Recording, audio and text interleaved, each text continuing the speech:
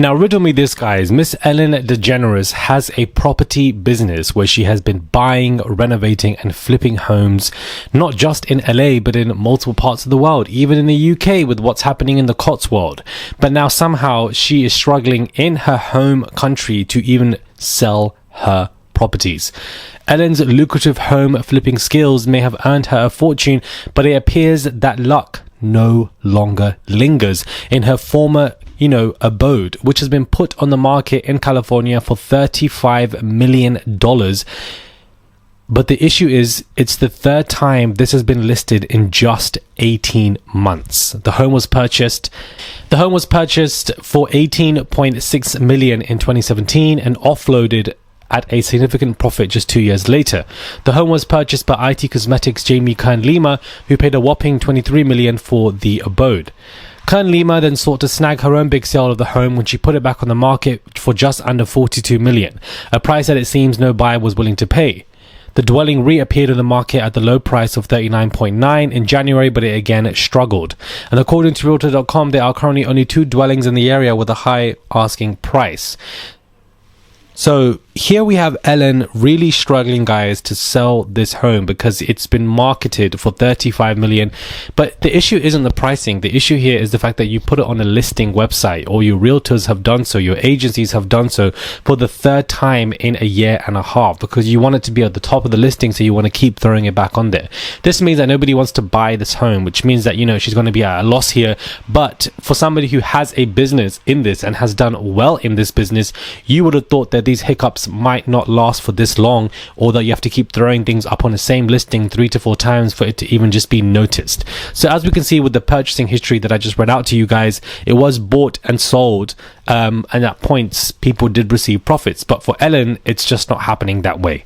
Hey guys, it's Rob Morali. Hopefully you guys are doing well today. Daily and consistent content on this channel every single damn day, 24/7. New videos are coming out every single day. Something's always happening, and here I am with my big head, my big nose and my big teeth, ready to give you guys the brand new news, because this shit just don't stop. Now, there apparently was a social media blackout that took place today, where multiple apps basically were just not working online, including Snapchat, but multiple others, even apps that you use to consume and buy products, were basically suddenly not working this morning. I don't know what the reason was that for, but these social media blackouts keep happening on a consistent basis, and I do feel like they will come to a point where the entirety of social media will be taken off, much like COVID of a pandemic, for 3 to 4 months for some kind of either government public control, or something will happen with satellites or etc. I don't know, but I can see an online pandemic happening, and I feel like these social media blackouts are training us to get to that point.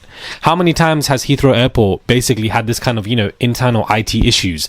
Multiple times, leading people to have delays in flights. I feel like these things are going to keep happening on a recurring basis until social media is blacked out completely for 3 to 6 months. I can just definitely see that happening. Now, moving on swiftly, guys. They're saying that Blac Chyna and Rob Kardashian are healing and communicating. She has come to basically state that we're just going with the flow, and if God be, then it will be something. Yeah. We're healing. Oh my God, I love it. And we're communicating. And we're just going with the flow. And if God be, then it will be something. So can I say this? I was with you guys. I had the privilege of spending This in itself is very refreshing to me, because I thought that these two would have been over. But it's always great to see a couple come back together with genuine love when they have a child together, and it's a second chance for that child to have their mother and father under the same household. Now, they were quite toxic together as a couple, but that's what we saw on a reality TV show. But I'm sure that things were great to the point where they are being pulled back to each other, and I could even see them running a new season for their reality TV show, which the Kardashians never wanted in the first place, because this in itself is a show that people would want to watch. As of right now, I think this is just translation for the fact that they're both hunching, that they're both basically in the bed together, and at times they pray together. That's the kind of translation that I get from this, and that if it keeps going that way, these two will actually end up becoming a couple. Now, I didn't see this happening in 2025, but I'm not mad at certain couples coming back together again if it's genuine love. Don't get back together again just for the kids, because that's never going to work. Come back together because you like each other. If you don't force that and show that model to your children, because that's not the right way or for what you should be doing. They're pulling out old tweets, guys. They're digging out them old tweets. And we're not even at a graveyard, guys, but it looks like a lot of people are being caught up in this, and Tyler, Creator, is one of them, and his tweets are pretty crazy, and some of these are examples. R. Kelly peed on an effing child and got away with it. That is the most swagged out I've ever heard in my life. No, it isn't. It's a minor, you weirdo. I hate Black History Month, he says. Ha ha ha, some black chick works here. Affirmative. And black people are currently mad right now, but in 2 weeks we'll be over it because they really don't care. I hate Black History Month, he says. I don't have sushi till I was in my 20s because my mum, like other black people, had this idea that eating raw anything was so bad. So I grew up with that until my curiosity couldn't take anymore. Now sushi is still like my favorite. So these tweets have resurfaced. An interview with Larry Hill, I believe, has also resurfaced as well. Larry King, has resurfaced, where he discusses, slurs and etc. and that, he wants everybody to use them. All of this has basically been rediscovered. And people are really upset with Tyler, the Creator, here. I don't think anything's going to happen to his career because this alternative behavior that he likes to spew, I think, is actually quite popular, especially amongst men and amongst incel culture and amongst, non-black men. I do feel like a lot of this is quite popular, so I do feel like Tyler, the Creator, will be fine because I feel like majority of his people are non-black men anyways. But somebody alternative like this is normally praised when somebody like this needs to be beat down. I'm so sorry. And when I mean beat down, I mean specifically for the tweet where he stated R. Kelly peed on an effing minor and got away with it. That is the most swagged out shit I've ever heard of my life. That's not swagged out, that's disgusting. It's a minor, and I feel like anybody that speaks on minors like this needs to be beat up. I'm just going to say, I'm so sorry. I'm not somebody that's trying to, bring violence to somebody, but you can't be talking about a child like this. You just can't. You can't be talking like I'm so sorry. You just simply cannot.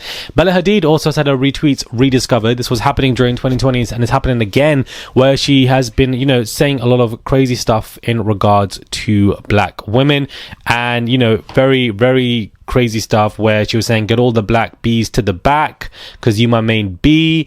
And then she would go on to say, I'm not white enough, you can see my freckles, N-word, and just not a black man's chicken, oops. So again, this has basically been rediscovered. Princess Bella Hadid, people are saying, was extremely anti-black, and all of this has come out in new tweets. A rediscovery isn't going to do anything anyways. Bella was already caught out and she already had apologized for it. So I feel like when you rediscover somebody's tweets, we're just going in circles here. That's just the way I see it, because what do you want us to do with this information that you're just going to keep bringing up every 5 to 10 years?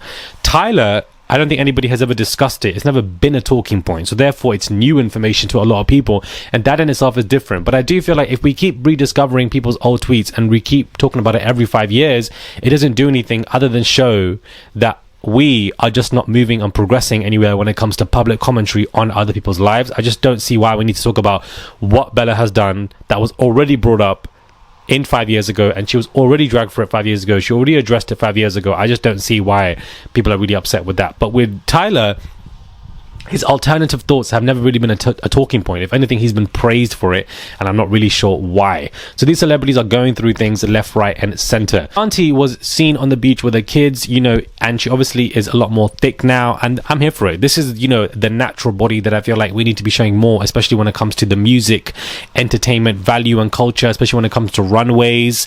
This is, the realistic body that people have not seen for a very long time. So this is why she's gone viral, because she's never really been this thick in her life, but I'm absolutely here for it.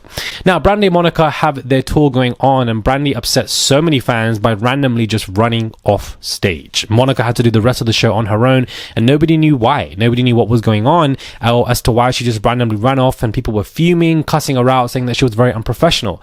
Well, she's put out a statement to say that actually she was suffering severe dehydration. The rest of the team stated, you have to go and rest. You've been working non-stop on this tour. And she basically just had to get off stage to look after herself. Now, I can't be mad at anybody who wants to prioritize their health over anybody else. I just wish that they had actually communicated that to the audience. That's what a team's for. As soon as she ran off the stage, because she was dehydrated and unwell physically, there should have immediately been a message via Monica or, for the stage to tell the audience she ain't well.